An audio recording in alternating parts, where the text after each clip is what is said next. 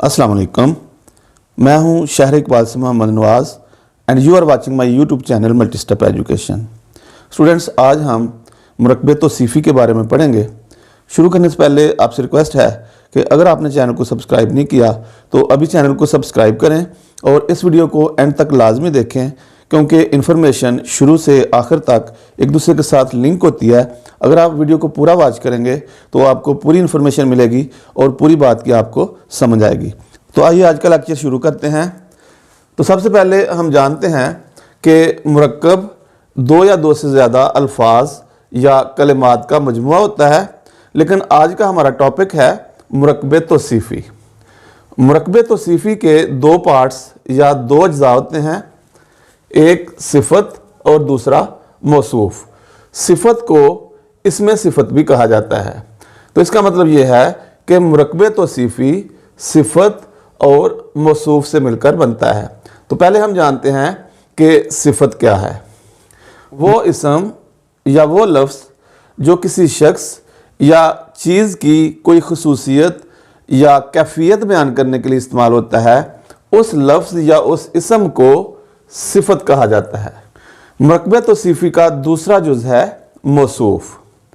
जिस इसम या शख्स या चीज़ की कोई खासियत, खूबी या कैफियत बयान की जाती है, उस इसम या शख्स को मौसूफ कहा जाता है। तो इस तरह सिफत और मौसूफ से मिलकर मुरक्बे तौसीफ़ी बनता है। तो आइए मुरक्बे तौसीफ़ी की चंद मिसालों पर गौर करते हैं। मसलन गर्म चाय, बहादुर आदमी, ठंडा गोश्त, सुर्ख गुलाब और मेहनती तालिब इल्म।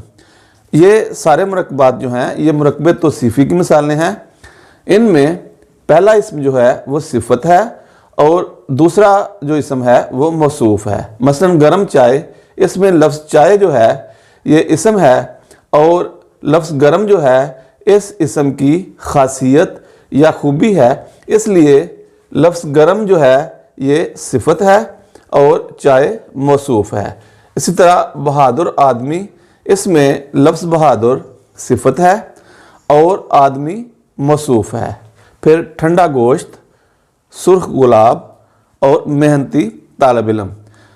सुर्ख गुलाब ये जो मुरक्कब है इसमें गुलाब इसम है और सुर्ख होना इसकी खूबी या खासियत है, इसलिए लफ्ज़ सुर्ख सिफत है और गुलाब मौसूफ है।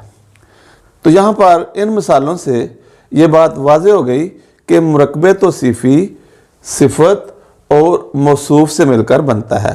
तो इस तरह मुरक्बे तौसीफ़ी की तारीफ़ हम इस तरह कर सकते हैं कि इसमें सिफत और मौसूफ के मजमूए को मुरक्बे तौसीफ़ी कहा जाता है। इसकी चंद मिसालें और हैं नेक आदमी, ठंडा चश्मा, जर्द गुलाब, तेज़ घोड़ा और सियारात। तो ये जो सारे मुरक्बात हैं ये मुरक्बे तौसीफ़ी की मिसालें हैं। यहाँ पर एक बात को नोट करें और ख़ास तौर पर याद रखें कि उर्दू के मुरक्बात तौसीफ़ी में सिफत पहले और मौसूफ बाद में आता है और अरबी या फ़ारसी मुरक्बात तौसीफ़ी में मौसूफ पहले और सिफत बाद में आती है। तो आइए चंद मिसालों से इन मुरक्बात को समझने की कोशिश करते हैं। मसलन अरबी का एक मुरक्कब है राजुलन करीमुन। तो यहाँ पर जो पहला लफ्ज़ राजुलन है वो मौसूफ है और दूसरा लफ्ज़ करीम सिफत है, क्योंकि अरबी में मौसूफ पहले और सिफत बाद में आती है। इसी को अगर हम उर्दू में लिखेंगे तो सिफत पहले आएगी और मौसूफ बाद में आएगा और इस अरबी मुरक्कब को उर्दू में इस तरह लिखा जाएगा शरीफ आदमी। इसके बाद उर्दू मुरक्बात तौसीफ़ी की चंद मिसालें हैं। मसलन अच्छा लड़का, गरीब किसान, ठंडा पानी, बुरी आदत और सफ़ेद फूल। तो उर्दू मुरक्बात तौसीफ़ी के हवाले से हमने पढ़ा है कि उर्दू के मुरक्बे तौसीफ़ी में सिफत पहले और मौसूफ बाद में आता है। तो यहाँ पर ये जो मिसालें हैं इनमें सिफत पहले है और मौसूफ बाद में है। इसके बाद चंद मिसालें फ़ारसी मुरक्बात तौसीफ़ी से हैं। हमने पढ़ा है कि फ़ारसी मुरक्बे तौसीफ़ी में मौसूफ पहले और सिफत बाद में आती है। तो आइए चंद मिसालों पर गौर करते हैं। مثلا پہلی ہے مرد بہادر، پھر ہے طفل نیک، شاخ نازک، مرد دانا، آب سرد اور شب تاریک۔ تو کیونکہ اردو زبان میں بہت سے فارسی کے بے شمار الفاظ اور مرکبات استعمال ہوتے ہیں، تو اس لیے ان کو یہاں پر اردو زبان میں فارسی قاعدے کے مطابق استعمال کیا جاتا ہے۔ تو اس لیے جب بھی ہم فارسی مرکبات توصیفی اردو میں استعمال کریں گے، ان میں موصوف پہلے اور صفت بعد میں آئے گی۔ تو ان مثالوں پر اگر ہم غور کریں تو ان میں بھی پہلے موصوف ہے اور اس کے بعد صفت آئی ہے۔ مثلا مرد بہادر، اس میں لفظ مرد جو ہے یہ موصوف ہے اور بہادر ہونا اس کی خاصیت ہے، اس لیے مرد موصوف اور اس کے بعد صفت آئی ہے۔ اسی طرح طفل نیک، اس میں لفظ طفل جو ہے یہ موصوف ہے اور نیک ہونا اس کی خاصیت ہے یعنی صفت ہے۔ اسی طرح شاخ نازک، مرد دانا، آب سرد اور شب تاریک۔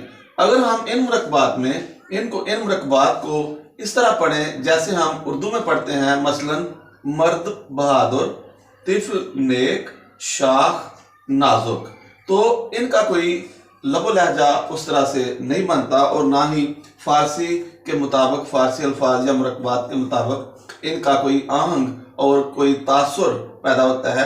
اس لیے ہم نے ان کو فارسی لب و لہجے اور فارسی تاثر پیدا کرنے کے لیے ان مرکبات کو ہم نے اسی طرح پڑھنا ہے جس طرح فارسی قاعدے میں اس کو پڑھا اور لکھا جاتا ہے۔